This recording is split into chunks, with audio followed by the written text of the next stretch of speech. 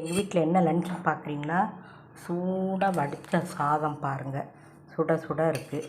அடுத்து முருங்கைக்காய் மாங்காய் சாம்பார் பாருங்கள்.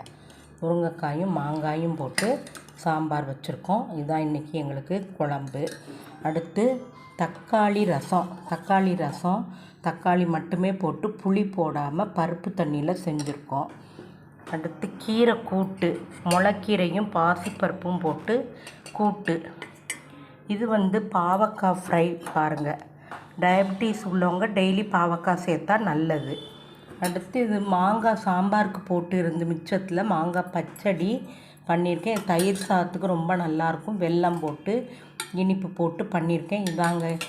இதுதான் இன்றைக்கி. அடுத்து குடிக்கிறதுக்கு மோர், சாப்பிட்றதுக்கு வீட்டில் உர ஊற்றின கெட்டி தயிர். இதுதாங்க. அடுத்து மாங்காய் ஊறுகாய். மாங்காயை சாம்பாரில் போட்டிருக்கேன், பச்சடி பண்ணியிருக்கேன், மாங்காய் ஊறுகாய் பண்ணியிருக்கேன். இவ்வளவும் செஞ்சுருக்கேன். இதாங்க இன்றைக்கி எங்கள் வீட்டு சமையல் பாருங்கள்.